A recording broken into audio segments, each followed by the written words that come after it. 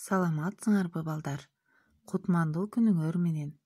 Баарыбыз аралыктан окуу сабагын күтүп даярданып олтурабызбы? Асаматсыңар. Азыр адабий окуу сабагы. Биз өткөн сабакта силер менен 9 май улуу жеңиш майрамы чыгармаларын өткөнбүз. Кана кимдин эсинде бар? Айтып койгулачы, эмне үчүн 9 май жеңиш күнү катары майрамдалып калыптыр? Жана силерге жаккан ырларды жаттап алдыңарбы балдар? Эң жакшы.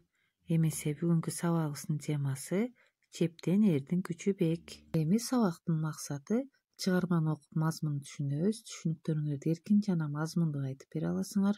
Окуяны түшүнүү менен ошол баладай акылдуу, эр жүрөк, эл үчүн жанын да берүүгө даяр турган ар намыстуу жигиттерден болууга тарбияланасыңар. Бул чыгарма жазуучу Жоомарт Бөкөнбаевке таандык. Анда баарыбыз кунт коюп, угуп, түшүнүп алабыз.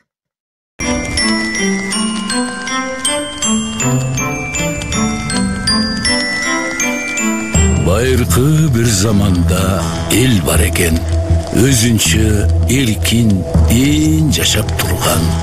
Багында булбул сайрап, гүл жадырап, башкача сонун жерди мекен кылган. Ал жылы күчтүү жоолор каптап кирип, талоонго салат экен мүлкүн малын. Ойрондоп эчең кымбат ордолорду олжолоп алып кетип сулууларын. Кордугу душмандардын жанга батып, бир күнү кеңешүүгө эл чогулду. Бардык күч, бардык мүлкүн сарып кылып, жоо өткүз бекем чепти курмак болду. Айлантып, кең өлкөсүн дубал куруп, киришти эмгегине күн өткөрбөй. Көтөрүп бай дубалын келген кезде, кайрадан кулап түшөт жар көчкөндөй. Калың журт кайгыланды, кансырады. Катардап көтөрө албай бай дубалды, себебин бул укмуштун ким табат деп, ырчылар жар чакырды, күүгө салды. Бир айтты, асыл таштан койгун деди. Бир айтты, ак боз бие сойгун деди.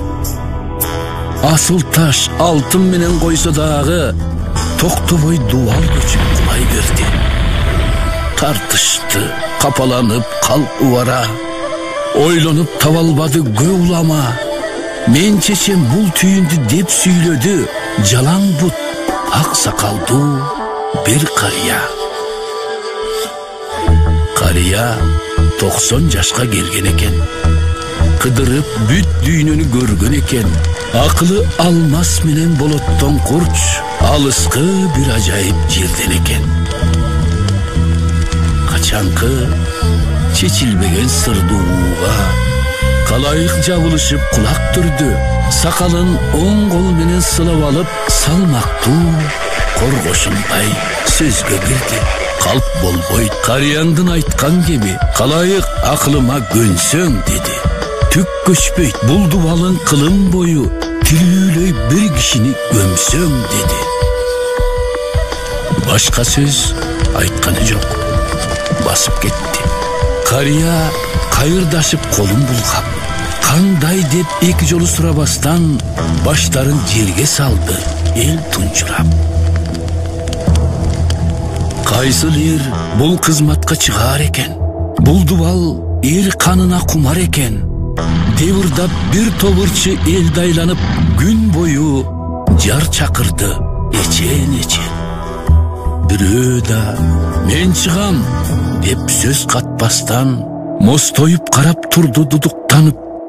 Обдулуп 13 жашар бир жетимче сүйлөдү, жаман тонун чечип салып. Уктум да шашкан бойдон келдим деди. Мен даяр, тезден гана көмгүн деди. Арманым дүйнөдө эч калбайт го, жарасам керегине элдин деди. Жаш бала бай дубалга барып турду. Көпчүлүк күрөк менен чашты, кумду. аңгыча алсыраган жалбарыңкы боздогон муң кайгылуу үнү болду. Бир караан шашып чуркап келет экен. Бул караан жаш баланын энеси экен. Атадан жетим калган жалгыз уулун алпештеп айнегим деп эркелеткен. Кулунум, кучактайын, мында келчи. Кууратпа карыганда апакеңди, көмбөгүн жалгызымды көмбөгүн деп көзүнөн жаш куюлуп ыйлап келди. Ыйлабай көз жашыңды тыйгын эне, ырайым жетимиңе кылгын эне, жаныңдан артык көргөн тууган элдин жалгызың жарап жатат керегине. Уулуңдан убай көрөм деп тиленип, ушундай ишке арнадың, бакпадыңбы? Эркетай, элиң үчүн курман бол деп эч качан унутпаймын айтканыңды. Энеси элге карап сөз баштады. Маанисин байкап туруп айткан кептин. Ата журт кызматына жанды берип айланам. Ак сүтүмдү актап кеттиң. Жалбарды жалгызына беттен өптү. Аарчыды жашка толгон эки көздү. Колуна күрөк алып кайрат менен көмүүгө баласына кумду септи. Менеке, бул кылганың адамчылык. Жүрөгүң акак бермет таштан тунук.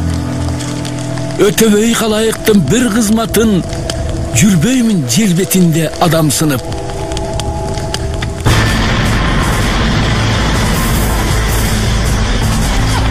Коштошуп өбүшүштү.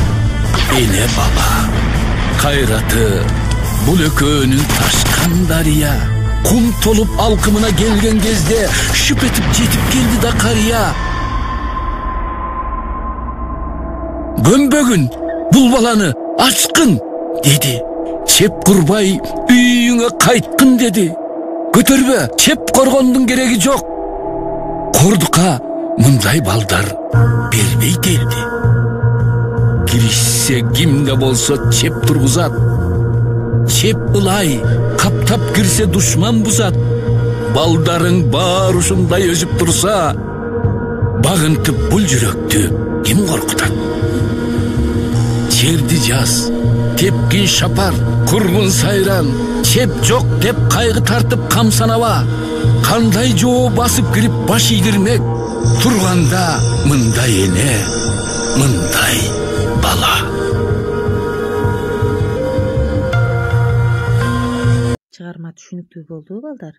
Эмесе төмөнкү суроолорго жооп бергилечи мага. Душмандан коргонуу үчүн дубалдан чеп куруп жаткан элге карыя эмне деп кеңеш айтты? Эне сүтүн актоо жөнүндө эр жүрөк бала эмне деди? Карыя адамдын кайра келип айткан сөзү силерге кандай таасир калтырды? Мына ушул суроолорго жооп берүү менен макалдардын экинчи бөлүгүн таап, дал келтиребиз. Жакшы балдар, эмесе төмөнкү жоокер ырын оону менен ырдап жаттап алабыз.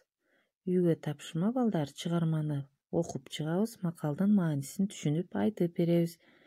Сабакка көңүл бурганыңар үчүн чоң рахмат. Сак саламатта тургула.